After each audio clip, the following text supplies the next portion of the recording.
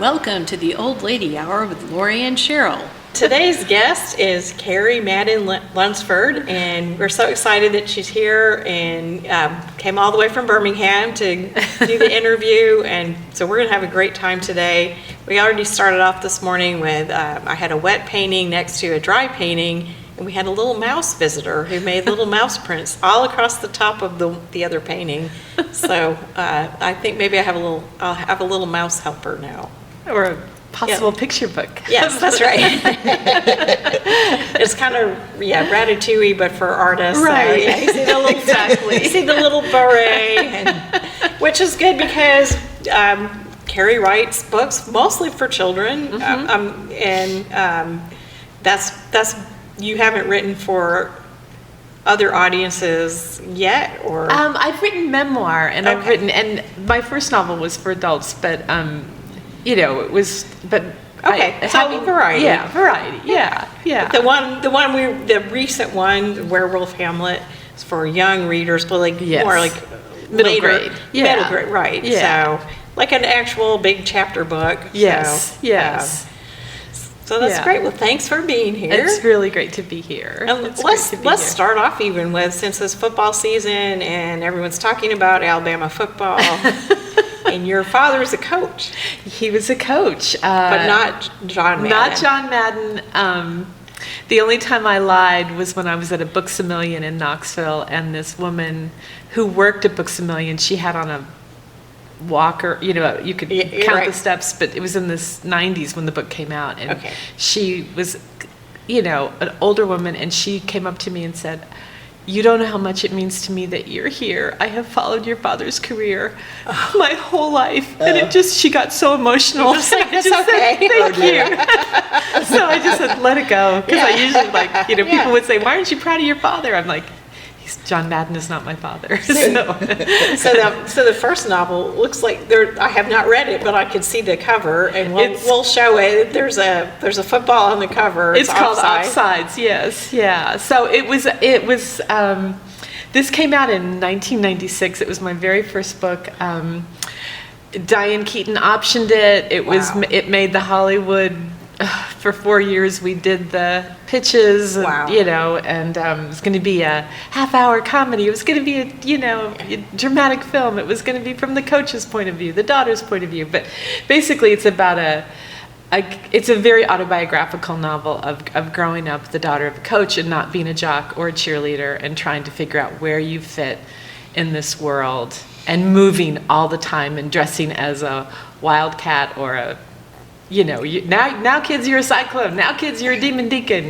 Get the colors and just having to just be suddenly uprooted. Exactly. Coaches' lives are they're so insecure. You're constantly hired and fired. In fact, when my dad got a job on his way, he was coaching high school football in Florida, and got a graduate assistant at Mississippi State, but on his way he stopped in Tuscaloosa, and it was a caravan of a moving truck. My grandparents were driving a car, and my mother was driving a car with a German Shepherd, and he wanted to stop by and give Bear Bryant his resume. It was, but Bear Bryant he wasn't in the office. Yeah. So. But I remember everybody just sitting outside, just a whole caravan of people hire me. Yeah. Well, and they talk about the coaching carousel, so that the coaching caravan is another thing. Right. And I've lived in neighborhoods with assistant coaches, and have you? And currently, yes, we are. Anyway, it's a hard life. It is. People think it's glamorous. Oh my gosh, and it was very much, we got to win. You're gonna, and if you didn't win, it was sometimes there were, we never had this, but moving signs planted in front of losing coaches. Sure. I mean, all that. And I'm sure that they get hate mail and everything else, or the celebrity status. Right. So. He was my father coached with Johnny Majors for 3 football teams. So it was Iowa State, Pitt, and Tennessee. So those were so we sort of grew up together with other coaches' kids, because the staff. They just moved around. They moved around with him, yeah. Okay, but you had no interest in sports. I mean, I tried. I just wasn't. I mean, I played I played sports, but my brothers were the boys were the athletes. Okay. They got some talent. Okay. And your talent is, you clean a kitchen like nobody's business. So I wasn't, it was like, and so I was more, I loved books and I was the oldest of four. So if I were, when I was babysitting, which was all the time, we did plays. They were, theater. Yeah. And so, my kids they were not sports minded. They were theater kids. Yeah. Which is great. And they did, music, theater, but it's all in the entertainment industry. Yeah, absolutely. But,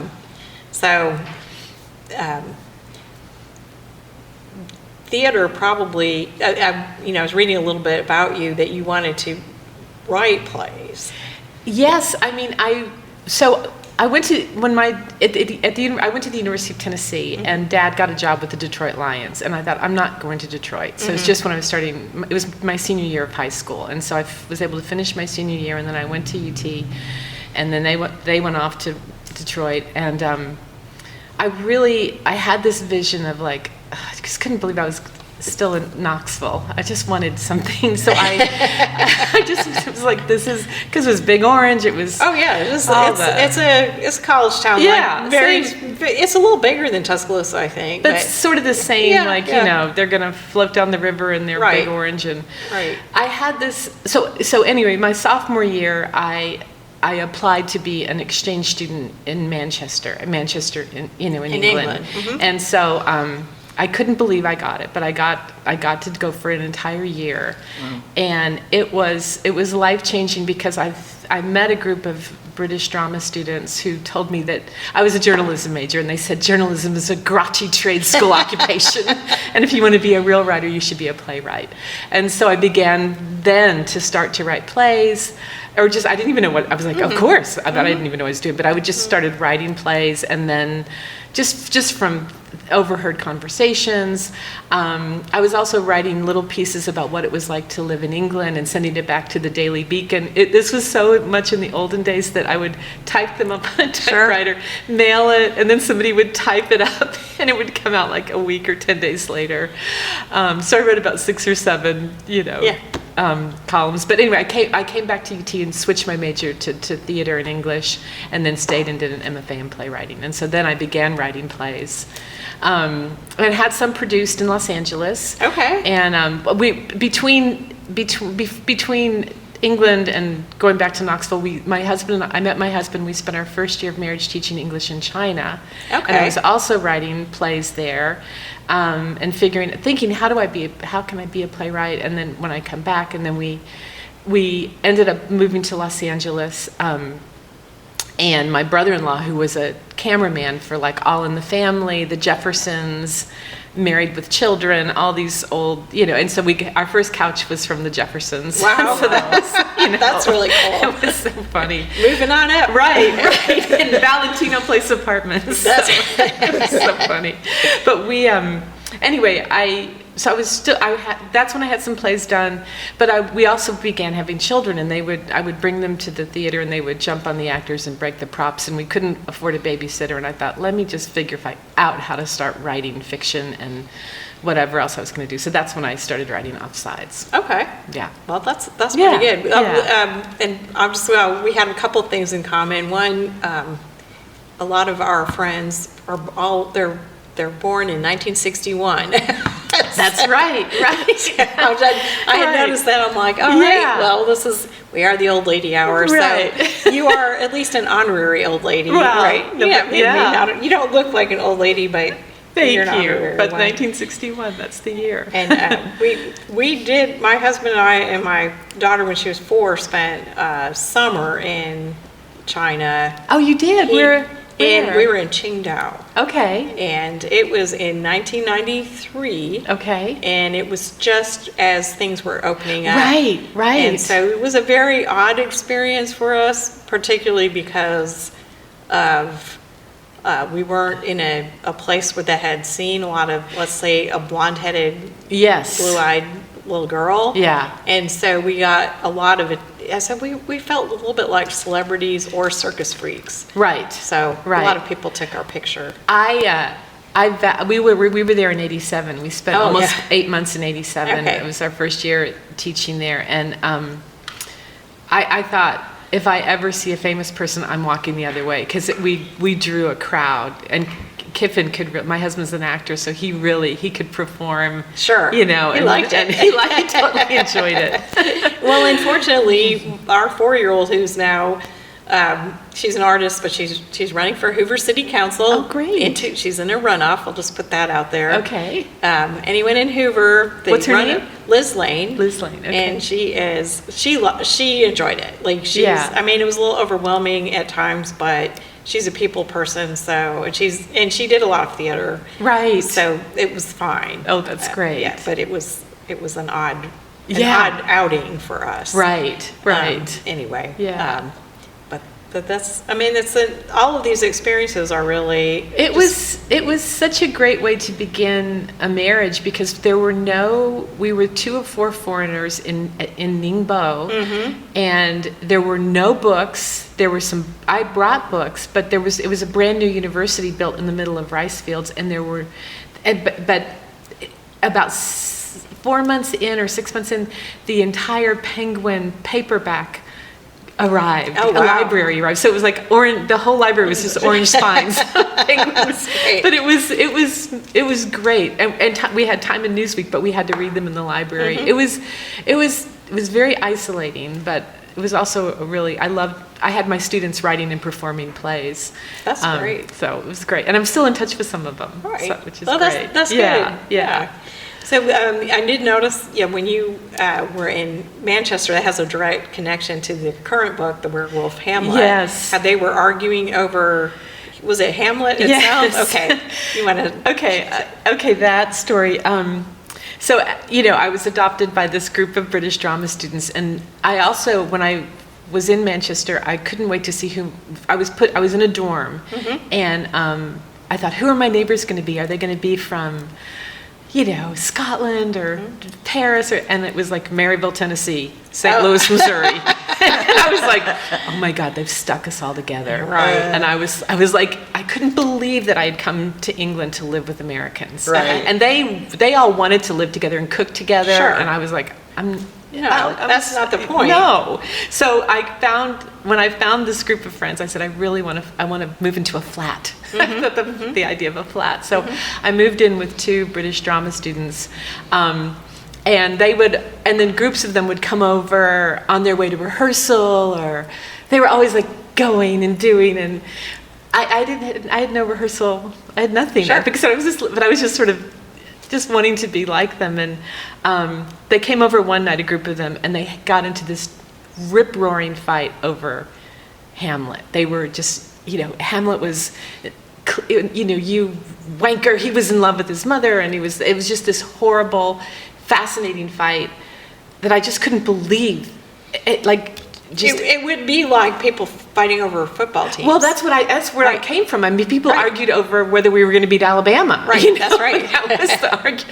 So I could do nothing except pour tea, because I hadn't even read Hamlet. I was so ignorant, and I was like, just don't let me get caught out. And then they all just left, and it was like I was surrounded by these dirty teacups and Vicky wrappers, and I was like, loser. And so I thought, I'm just going to write down the conversation. Sure. I'll just write down. And so I spent like the weekend and the weeks, and then just writing what they all said to each other. And that became it was called Tea Time. My first play. And we performed it. We got other people who were not, they didn't perform themselves, but we got other people to play their characters, and it was really fun. That sounds hilarious. And fun. Yeah. It caused a little stir. And I think that just shows you can take any opportunity to like observe and turn it into something that's artistic and fun. Right. And then years later, it shows up in a book. And that was then I immediately read Hamlet, and then I began to just pay it. It made me just like start to pay attention to language, to story, and then I also was in a drama criticism class where they would give you like £5 a week to go to a play because it was so cheap, and we would go see a play, and then we would have to write a critique about it and then read it out loud. So it was my first, and it was a small tutorial and I had come from massive lecture halls. So I got to know my tutors in ways that were just, it was so different than what I had, and nobody cared if I, if I went to a football game or if I, went to mass. That's right. We'll take a quick break. Sure. Be right back. Hey, I keep forgetting to ask you guys to like and subscribe and maybe even share our work because some of your friends might like it. Thanks. Well, I want to make sure that everyone knows that this podcast is sponsored in part by Overly Helpful Helene. Oh. So when you need someone that's overly helpful, call Helene. Helene! We're back with Kerry Madden Lunsford talking about her books. And so we were talking about being in England. I did actually, my husband and my daughter and I spent a semester in Wales. Oh, so we were not cool. that far from Manchester. Yeah. We were off the beaten track up there. That was really. Did you just love it? It was beautiful. Wow. So it helped my painting a lot. It's where I started painting sheep. Wow. And in some ways, just by chance, I came back and I was painting a lot of things like the old castles and ruins. And at that point, like French country, English country was really popular. Yeah. And so it kind of, by chance, kind of launched me into, because of the subject matter. Of course. Into like some of the bigger galleries in Atlanta and so on for a while. Oh, what year were you there? We were there in, I think 95, 96. Oh, wow. 95. That's great. Yeah. So, I mean, a really long time ago. But Yeah. again, it was a really interesting experience. Oh, yeah. Just to stay anywhere in a place where you're not just like bopping in and out, you're there. Right, we were there. Yeah. We rented a holiday house from the Lord Boston. He was just like in the phone book as the Lord. The Lord. That's awesome. So yes, we were close to the Lord. Yes. I love that. Yeah, it was just such a different culture, really. And how old were the kids? It was just Liz at the time. And she was sick. So Oh, that's perfect. Yeah, How fun. once their son came along, Yeah. he didn't like to travel, and we Yeah. just like it got too hard. Right. And school schedules and everything were too difficult. So, and I think since then I've just been in Tuscaloosa. But Right.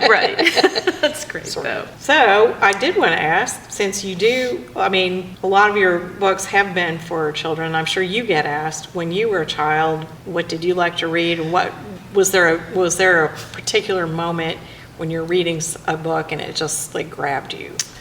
I remember reading one of the very first books that just gave me chills was reading about Helen Keller. Oh, okay, yeah. And it was it was like, I remember the first chapter was called A Strange Fever. And so it was one of the very little paperbacks in like the second grade classroom, and I got very worried about blindness and deafness, and I had to get glasses very young, and I was just convinced, and my father would say, nobody's going blind in this house. And I guess I would get very hysterical. Get very emotional about it. I'd say, how do you know? Because I said so. Now knock it off. And so it was kind of a relief. But Helen Keller, I remember one time Coach Majors had a library in his house, and I would go explore. The adults were always outside, the kids were always playing, but I opened a door, and it was a room that was just full of books, and I was like, this is incredible. So I was able to shut the door, and there was a whole kids section, and they had the secret garden. So I started reading, I read The Little Princess. I read, I just would read. My mother, and moving to each new football town, my mother would get us a library card. That was the first thing. So we'd get a stack of books. And that's really great. Yeah, so, yeah. And that is, sometimes I just think about, what was that moment. I think I remember reading a particular chapter book. I think it was called Magic Elizabeth. Yeah. And it was just, I was in the book. Yes, And yes. it was different than learning how to read. I was Yes. actually experiencing things. Yes. And I was there with the characters. I was there on this adventure.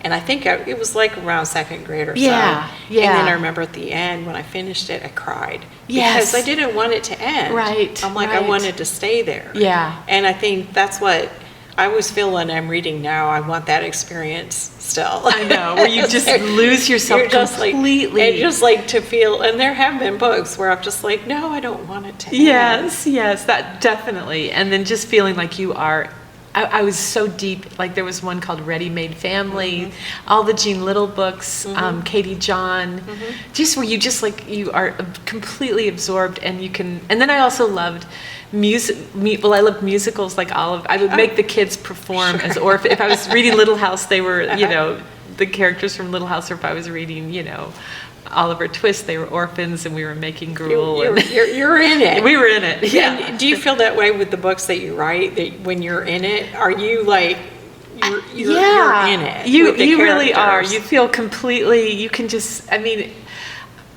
I would love to be, you know, yes, I do feel, I wish I had better, sometimes I get so distracted and I really have to just like, but once I'm in it, it's like, what was I waiting for? It's all right there. And so, yeah, I definitely. Particularly with fiction, I mean, I know you're drawing from other experiences and Right. you know, and your family, but there is a point where they are separate they're separate creatures. Very much so, and they just you let them get talking to each other.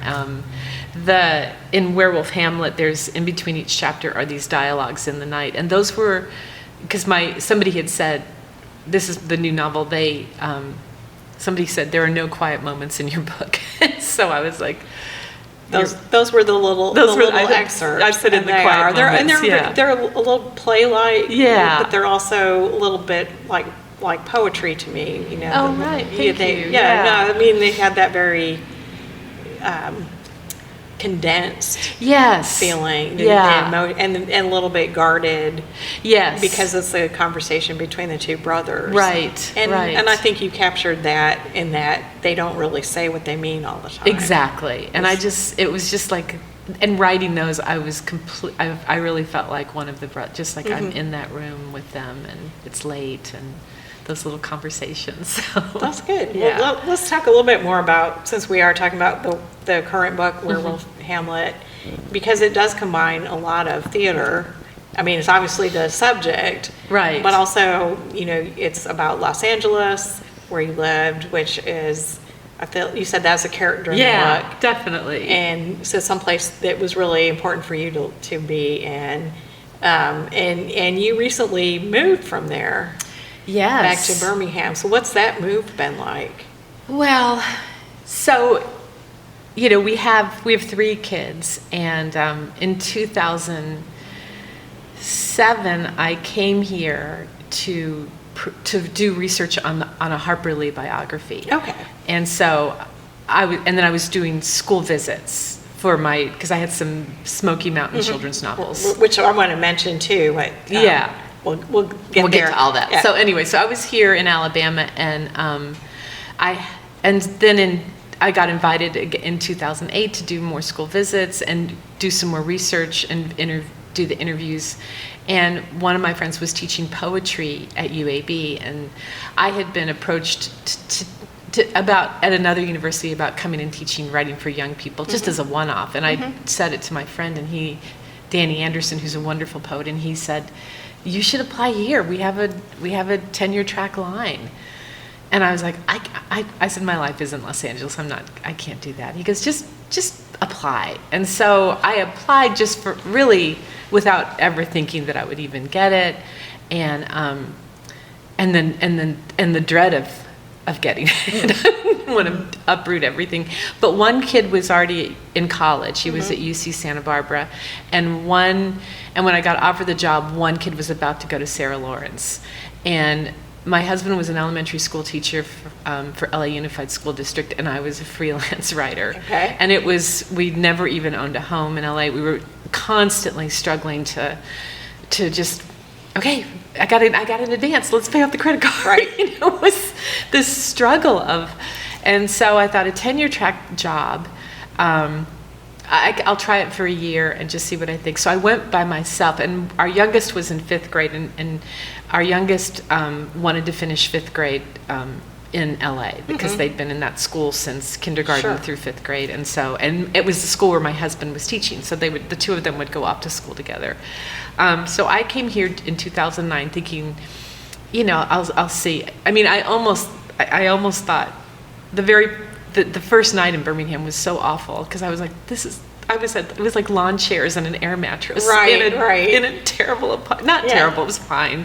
But it was just, I thought, I'm going to write a letter to the English department and apologize and tell them it was a terrible mistake. And I'll just get in my car and drive back to But I thought, well, maybe I should just stay the first week and I'll just see. And I ended up really loving the students. And then the second year, I brought our youngest, Bo, with me. And so Bo started school 6th grade at Homewood Middle and was like a little cultural anthropologist. And in fact, came home the first day of school and said, why are the kids in Alabama so patriotic about their state, and why do they love the color auburn? And my dad, I was like, okay, we need to talk about football because we had not had that. And she goes, and why do the teachers roll their eyes at the kids who like the color auburn? And it was like so funny. And my dad was like, take that kid to a football game. So to Homewood High. That's right. So we.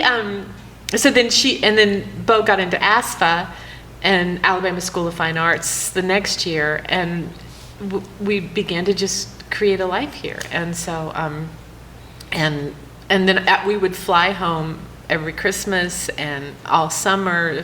My husband would come here we didn't want to mess up his teacher retirement because it's LA Unified is really good teacher retirement. And so he would come in the fall and in the spring, and then we would have long, but it was just a lot of back and forth. A lot of back and forth. A lot of Southwest. We know Southwest really well. And then we got a little wiener dog, Olive, and Olive, my mother calls her the most well-traveled I bet. wiener dog. She's 17 now, but we got her Wow. when Bo was a kid. Wow. So, So I mean, you made something work that was kind of a little unusual. Probably logistically difficult, but well, my husband retired in 2023, and we closed up our lives in LA, and now he's here, and he's from Tennessee, so he's gardening and building. There's no culture. There was never culture shock for me either. I just wanted. I mean, I always encourage my students to leave and go see something different, and then they come back if you want, but explore the world and all that. Yeah. So. Yeah, and that's really a lot of people in Tuscaloosa, including Sheryl and myself, are from other places. We've made this our home, but it's always good to be from someplace, settle in somewhere else, and just know that there's lots of ways of looking at the world. Exactly. And if you don't get to travel a lot, books can help you. Absolutely. It's so true. And then, so I do want to touch on that trilogy that you wrote about the Smoky Mountains. Yes. And they're also for like middle readers? Yes, those are middle grade. So my husband grew up one of 13 children. And his father was a fiddle player on the Grand Ole Opry. His name was Jim Lunsford, and he played with Reno and Smiley and the Smoky Mountain Boys. And the mother had babies in the 40s, 50s, 60s, and 70s. That's just incredible. I know. They met at the Woolworth counter in Asheville. They were 16 and 17 years old. Wow. And she had 4 kids by the time she was 24, 5 kids by the time she was 24. And then the dad got Hodgkin's lymphoma. And they said, you'll be sterile because of the cobalt treatments. And then, and he was for 5 years. And then Philomena Selena. All right. Okay. And then there were 8 more. So that's just incredible. It's incredible. And she was Mama Frances, was this, wonderful, funny, and I have 7 sisters-in-law, and it was, and 5. My husband's got 5 brothers. So I was always interested in big families. I drew pictures of big families when I was a kid. I just thought they fascinated me. And after Offsides came out, it went out of print. I was just struggling. What am I going to write next? And my kids were coming home from school saying, especially, I mean, Flannery and Lucy, Mom, you've got to read this. Like, it would be, you know, The Phantom Toll Booth or The Giver or, there was one, Debbie Coe by Frances O'Rourke Dowell. There were just these middle grade, read this, you have to read this. They're really great. They're really great. And I was like, these are great. And I thought, and I'd had a novel rejected. I was writing a shadow soap opera where I had to write stupid lines like, that bathrobe looks familiar. It was mortifying. And it was like, I'm not going to call myself a writer anymore. This is so humiliating. And so I thought, I'm going to try to write for kids. And then I thought and we also had been on a road trip, like when they were really little, and I took them to Thomas Wolfe's house, which was you don't take a 3 and a 5-year-old to Thomas Wolfe's house. One of them had a tantrum. Lucy lost her mind. And so we took the back roads through the mountains. I said, I'm so sorry. We're going to take the back roads and you guys get to sort of lead the way. So we stopped, and we saw this town called Maggie Valley and on the map. And so we went to Maggie Valley and there was the Pancake House and Ghost Town in the Sky. And so that was locked in my mind. And then we also just played, we went into the Smokies that day and just had this great day with the kids. And later, when I was thinking of middle grade novels, I thought, my husband's one of 13, I have 3, why don't I? And then I was just missing seasons. Living in California, I was really missing the smell of the South and seasons, and I thought, I'm going to try to write just about a little girl who's a songwriter, and thinking about my sister-in-law, Tommy Lunsford, who's a great musician, plays in Nashville all the time, and I thought of her as a kid and wanting something more. And my sister-in-law, another sister, Epi, when she was born, there were no cribs because the house was so crowded. So her first crib was a drawer. So I thought, what if I open a novel with a kid going to sleep in a drawer and Daddy's playing, the banjo on the porch and roasted peanuts. And so it all started to come together. Yeah. And that's great. And then you spent some time with Popcorn Sutton. After I wrote General's Holler, and it got many, many rejections. Okay. Many rejections but it finally, it was funny. I told my son when it got its like 10th rejection, and he goes, I know why. And I said, no, you don't. He goes, yes, I do. He goes, because nothing happens in that book. I said, yes, it does. It happened. He goes, yeah, the dad gets better and it's all fine. And but it's not, it's Mom, it's got to be exciting. I'm like, what do you know about anything? I'm like driving. He goes, because I'm a kid. And he was right. And so that's when I really spent the time to really work on it and make it a book. And then I went to Maggie Valley and I met this woman named Ernestine. And she was awesome. She was like the literary matriarch of the mountains, and she went to Berea College, got her master's in social work, came back and brought, would go into the mountains and teach birth control, and then she and the other women in the town helped bring water to the valley because they were just it was the creek, and so she helped bring water, and they each, Brenda O'Keefe and Brenda, Shirley, and Ernestine, they were just these powerhouse women. And so Ernestine and I met at the Pancake House, and she was just, tough. And she goes, if you're going to write about our mountains, your California family needs to learn to spare you. And she goes, and I've got a cabin. And so she let me, and it was the cabin that Popcorn Sutton built her on top of Johnson Gap. Yeah. And for those of you who do not know their moonshine stories, Popcorn Sutton was a big moonshiner. Yeah. And pretty famous for that. Yes. And kind of ran the area. The funny thing about that is I knew about him because my husband wrote a textbook for chemical engineering about separation processes, and he featured Popcorn Sutton because distilling alcohol is a separation process. Right. So and it's a safer one to do with students. So. Right. So they had basically a still at the university. Right. Just for educational purposes. Right. Well, Ernestine wanted to bring popcorn. She would have him give talks because she was very much into the, the literary world, and you know, so she wanted Popcorn to meet professors and talk about what he did. He built Bo a fire one time, you know, when we stayed up there. It was just this. He said one time, you know, to her, what, you know, no finer pet than a groundhog. Okay. so anyway, it was just this. I just couldn't believe that Ernestine and Popcorn, those names. I heard the names before I met them, and then I did not know they were real. They were real. They yeah. don't sound like real people. Yeah, but sometimes so truth, real. Stranger than fiction. Yeah, yeah. and ironically, I wrote a book called Ernestine's Milky Way, and Emily Sutton is from Yorkshire, England, but Sutton, she's no relation. She's not, it's just well, yeah. and they probably have roots there, I'm sure. Yeah, right. Definitely. So, and that's a picture book, and we'll have pictures of our wonderful producer Cheryl will take pictures and put them on, right. so you'll be able to see.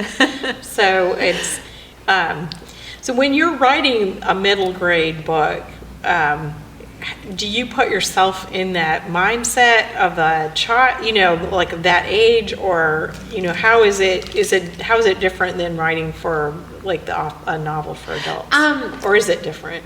You know, sometimes I keep a journal in the character's voice. Oh, wow. You know, Okay. and that helps me get into the voice, and I'll keep the journal longhand, and sometimes I'll give the journal a name.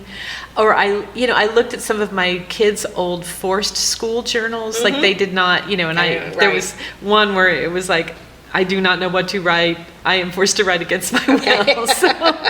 So I would look at, you know, and I just would, and I really began Werewolf Hamlet as a way of just remembering there. I began it so long ago, and I knew I was leaving for Alabama. Okay. And it was a way I wanted to hang on to LA, and I wanted to hang on to them being kids. So it really was going to be a lark of a book, a funny, kind of messy family that's bad with money and, you know, living on the edge, but I didn't anticipate the journey that the book was going to take at all. Okay. So so it was a long time in development. Long time. In 2014, everybody rejected it. It got it got really, really good rejections. I wouldn't say great rejections, but like love the voice, the plot, what's the, you know, it was so, I was trying to fit everything in, and it just, so I had to just, I'm so relieved that it was, even though it was devastating to have those rejections all roll in after I'd been working on it, but it was the right thing, because I didn't go to the deep areas. Yeah, you were avoiding some things. I was avoiding, and we hadn't lived them yet either. Well, okay, so that's right. Yeah, and I think a lot of people, we talk a lot about the creative process. Obviously, for me, it's mostly visual, right? And I've heard this a lot of times, but one of my Facebook friends who actually ran for office and did not win, he had a post that just was fail better. And I think that's right. I think, you know, I've heard this before, but I think that's right, that you can't, failure is often the best way to move forward. Yes. And so, if you succeed too early, you may get stuck someplace that it's too soon. It's really true. And I think growing up in football, my dad would always say, you got to keep tossing your hat in the ring. And he'd go, and those some bitches are going to toss it back out. You got to toss it right back in. That's right. Right. Yeah. So I watched him face a lot of disappointment, and writing, it's going to be, anyone if you want to be a creative person, you want to live life in the arts of any sort, right. Music, theater, dance, writing, visual art, you have to be so tough. Yeah. And that persistence is what is, it's this hard. And not take it personally. And, or as best you can. You can take it personally, but just move on. Yeah. The next day's the next day. Yeah. Yes. And, I always feel like for myself, the only sport I ever did, because I'm very uncoordinated, but I ran. So I'm I can put one foot in front of the other. That's all right. Yeah. And so I did cross country, and early. So because I'm old, right? there was still not a girls team at our high school. Yeah. But I knew about Title IX, and I'm that's like, awesome. and I also, my father was a runner at that point, and he was friends with the coach, and so said, you have to put me on the team. It's Title IX, you have to let me. Yeah. So I was on the boys team. Oh, that's I was great. not good. Yeah. But I just wouldn't stop. That's great. So like, yeah, I knew how to just keep going. Yeah. And then I was on track, and the same thing, the longer the race, the better I was. I was not fast. Right. Still not right. fast. Right. But I right. was just like, I was just stubborn, so I wouldn't stop. Yeah. And I yeah. feel like that was always a good lesson for persistence. Absolutely. Absolutely. And I remember actually we lived for a little while in West Virginia, so in Charleston, and I remember training on the hills because I was much Wow. younger then. Wow. And then just like get to the next telephone pole. Yeah, Get to the that's next, good. get to the next Yeah, pole. yeah. And that just don't see beyond there. They Yeah. just like get that little interval, then get that next little interval. And so I do that now. That's like Anne Lamott's book, Bird by Bird. Oh, yeah, it's the just same a little, thing. just get the You little, just- yeah. You just yeah. like don't think too far ahead. Yeah, Like, we'll just I do love this that. part, and so when you're in your writing practice, Mm-hmm. is that do you have trouble like starting during the day, or is it like something you're just looking forward to? Sometimes it's a mix. it all over, yeah. Sometimes I'm like, I can't wait to get back to it, and then other times it's like chopping wood. Yeah. But you show up anyway. Yeah, you And just- chop the wood, because then you'll get you'll get into the groove of and they're waiting for you. That's Right. what I always tell my students. They're waiting. Who's going to tell your story? It's there. Yeah, The same yeah. thing. Like sometimes I'm just like I fool myself into working. yeah. I have so many ways I can fool myself. I'm Right, not very smart right. at it. I'm just like, Exactly. And then, once you're there, like, oh, okay, well, I'm like, yeah, maybe just like, I'm just going to work for like 15 minutes. Yeah. Yeah. Yeah. And then 5 hours later, I'm Right, like, right. Just oh, that little. yeah. I have a friend who does a little timer. Uh-huh. Like I'm just gonna exactly 15, half an hour. So teaching, though, is a whole different ball of wax or whatever, and so do you find that helps with your writing, or does it, for me, it takes so much energy to teach that I really limit it because it takes away from my own process. Yeah. I mean I really love teaching. It's been exciting to see students, begin to publish Uh-huh. and. Do you have like famous students? Well, Ashley Jones, I had her for a okay. workshop, and she's the poet laureate of So Alabama. that's pretty exciting. Yeah, and Randy Pink is about to publish her, I think, 5th or 6th young adult novel. Oh, wow. With Okay. Macmillan. And I can't think, Beth Shelburne, who is, the Alabama Prison Whisperer and has a documentary coming out called The Alabama Solution. She was my thesis student. And Marie Sutton has a book coming out with Storehouse, which is a new imprint of Random House, about her grandmother, who was the first black postmistress in Birmingham in the 60s. Wow. And it's such a good book. It comes out, I think, in 26 or 27. But so that has been, And that must be gratifying. it's so gratifying to see, I could go on because it's Sure. been very cool But to also see even this. for some of your students who don't end up being writers as a profession, just being able to think as a writer. Yes, and the is probably stories. That's what I have a lot of, we always do writing sparks when we start the workshop, and so, and they share them in little groups or with the class, and just developing their voice as storytellers has been, and we have readings, but does it cut into my, it does, it does cut into your, But it's part writing of time, but it's part of it. Yeah, part of it. yeah. That's right. If you pay, I don't always do this, but I remember this: pay yourself first. Like if I do my own work first, even just for an hour, or then it's. Otherwise, if I start with their work, it's the days. It's there's over. no way. Right. There's just And no I way. think that's another thing is about creativity, and that creative process is making sure you have time for yourself. Yes. And the space. Yeah. Because it's easy to let it evaporate. It really is. And especially when you have multiple roles, like you're teaching, your mother, your, this, that, the other.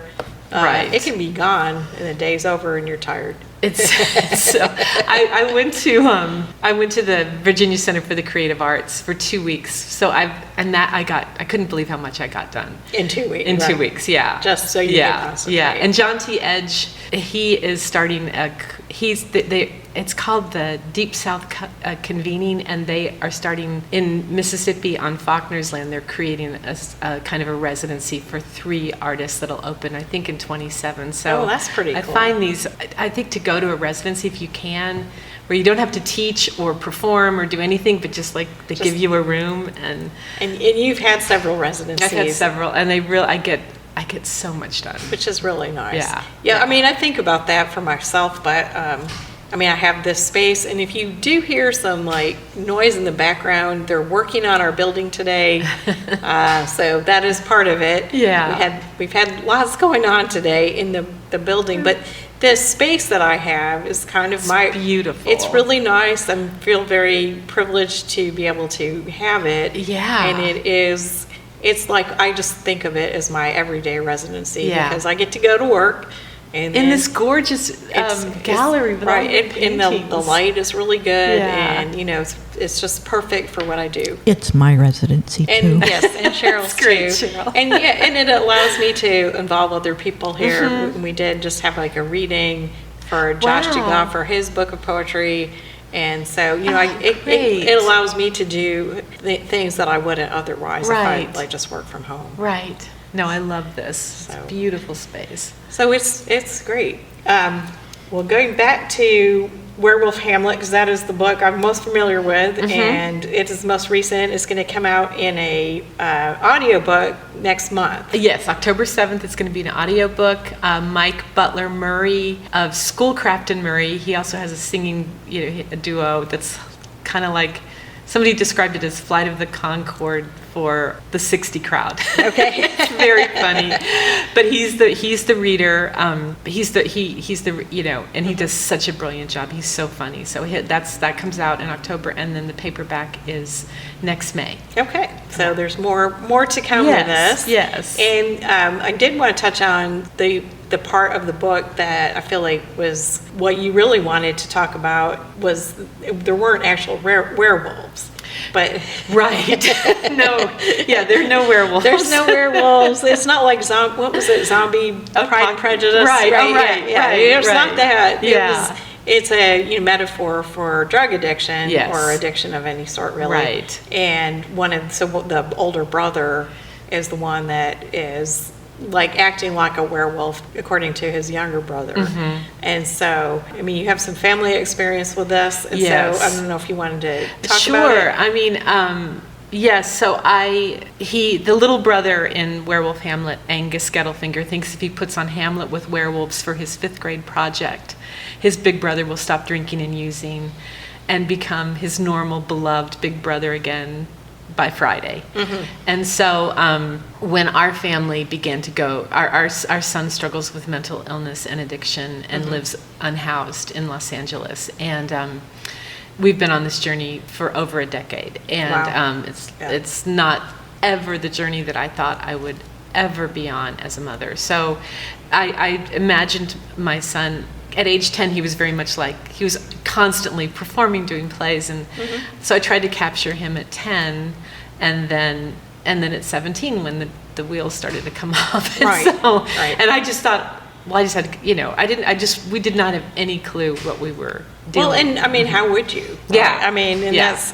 I do. I mean, there's a passage at the back of the book that I'm guessing it's for teachers and parents about like you did everything right as a parent. Well, you know? we had the art table. We had they could paint, and then we put their paintings on the wall. They did sports. They did. I mean, it was. that you were loving, creative parents, but that it kind of doesn't matter. And I was so outraged that didn't. Well, what was the point of working so hard if it's not gonna? And I think because you can look at parents who you can kind of like we'll judge here. They're like they're not good parents, and their kids are just fine. And it's like what is that? Right. Oh, okay. And then if you hear a siren, it is the first Wednesday of the month, and they're testing the tornado sirens. Oh, it is a day. It's a day. It is a day.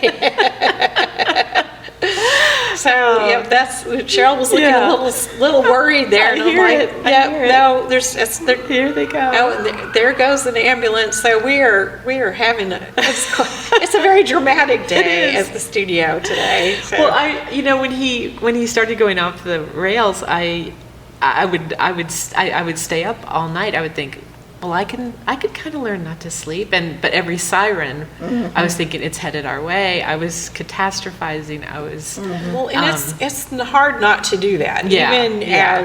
as someone with children. And Cheryl hears me worry about. I mean, they're adults. They're Yeah. getting into older adultment. Yeah. It doesn't. It doesn't end at It 18 doesn't- when it they're just- like optic. No, no. it's even harder, I think. Yeah, because you have no control. Yeah, yeah. And and so the protective urge it's hard to explain Right. unless you've been there. Yeah. And Yeah. of course. And then when you have a child who is not going in a normal adult route or having really serious issues. Right. It's just, yeah. And it makes you question everything about yourself. But I mean, I think you've gone there and then come out maybe a different side. I did when I was writing Werewolf Hamlet. I really did have to. I put a Post-it note that said, "It's for kids," because he sounded like a very worried. Mom, right. My mom, Angus. So I just finished a memoir. So all the stuff that couldn't fit in Werewolf Hamlet is in the memoir, and I just got my first editorial letter back. I'm about to dive in. That's the next project. So all that's good. So it's for now. I've got to write a story for the adults and for me. Yeah, and that's good. Yeah. But I think too, there's not necessarily a lot for the siblings of the troubled child. Well, And so I feel like there's a lot of times so much of the energy in a family can go really focused on the child that's got the issues. Exactly. And the siblings are like, they don't really know what their role is. It's so true, and I've had several parents come up to me at readings and go, "This is for the siblings," just in case you didn't know. Right. And I was like, you know what? It is. It really, and because I hadn't really, but I knew that. I started to get into when after the intervention we began to go to 12-step meetings and that Al-Anon was just I realized we were so not unique. It was just It's very common. And Yeah, it's really it's just part of our society, Right. unfortunately. right. But yes, the siblings, and that it's just a natural thing. Yeah. But they have to know that they still are cared about. And I think Exactly. they'll forget that, or that they can't. The other things, like they can't solve it. Or they're not allowed to get in trouble. They're not allowed to Right. act up. Right. Because I remember I said to Bo, I said, "You can't." I said, "Do what you want in college, but you're not messing up in high school because I can't do it again." And he go, "Okay."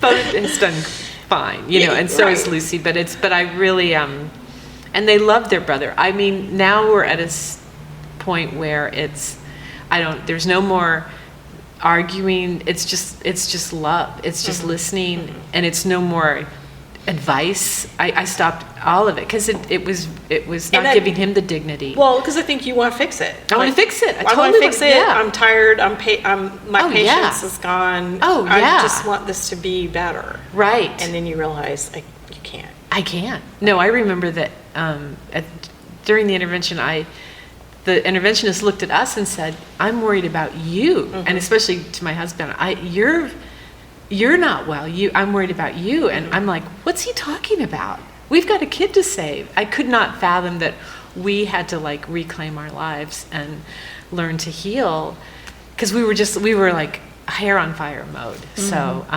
And naturally so. naturally so, yeah. But it Yeah. does, so the writing the book it helps other people, it helps yourself, and that's good. It's And like, it helped kids, like when I would go to the school visits and talk to kids, one kid he looked at me and he goes, "Do you have an addict in your family? Really? Truly?" And I said, "I do." And he goes, so sorry. And that he was so sweet. And another kid was, And for a lot of, it's their parents. yeah, exactly. Yeah. Exactly. So it just opened up these conversations that it just was, I felt really lucky to And get to talk that's to them. the other thing I wanted you to talk about was your school visits. Oh yeah, so I do school visits. I go in. I bring in all the things that my characters like, way too much stuff, and then we just talk about writing. I have them draw their hearts. I have them write about favorite secret places. They share their work. I talk about Werewolf Hamlet. So it's just really, and I do. If it's little ones, we'll do The Ernestine. Ernestine, Yeah, but if it's older kids, we'll do Werewolf Hamlet and so forth. Yeah. And I know you use kids to do part of the play. Yes, I thought I wanted, when we did some of the tours, I would either get kids in the audience to read the brothers, or I had UAB actors read the two brothers when we had the launch, and it just makes it so much more interactive and fun, and it opens it up. Yeah. And then recently I saw that you had an award for, was that a Broadway? Tell me. Well, they just reviewed it Oh, with oh, Broadway, okay. which was it was a really sweet review, very positive review of, it's a hoot or something like that. Okay, good. Let's go to that school where they, but it was in, oh gosh, it was like theater books, and so it was the Broadway news. Yeah. So, which is very exciting. That was fun. One thing, I've been thinking a lot about live theater and live events, because with the introduction of AI, and I have one son he graduated in film from the university. His career's been very interrupted by first COVID, and then all the strikes for the actors and writers. Of course. And now AI. Where is he? He's in Atlanta. Okay. And so he's really doing more music at this point. I think he just got a job with a temp agency. Yeah. I mean, he's had all kinds of. It's been really challenging. Sure. But theater, and he did lots and lots of theater.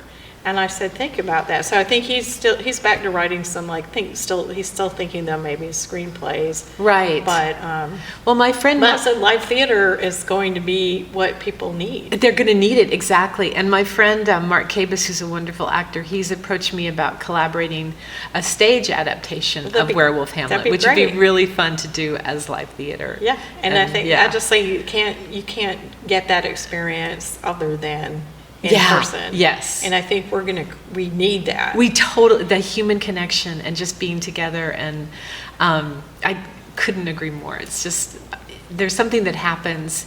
There's a new play coming out, Carol Cook's Died for My Sins or something. I don't even know. But it's opening at the Virginia Sanford Theater in September, and it looks so good but it's a Birmingham native who lived in LA. So but I'm excited. I love going to live theater. So there's a lot, we'll put some links to some of that. Yeah. There's a lot of opportunities for live productions. Right. In Birmingham and in Tuscaloosa. Yeah. And I know I don't take enough advantage of them.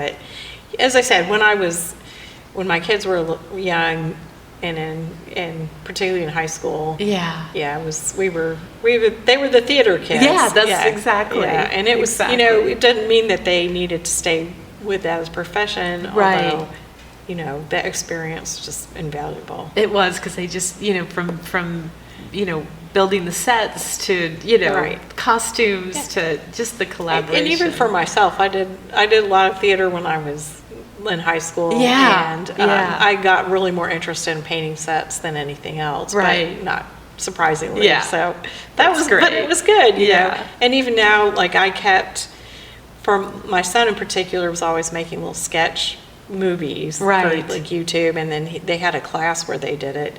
So we still had boxes of costumes and props and a lot of prop weapons.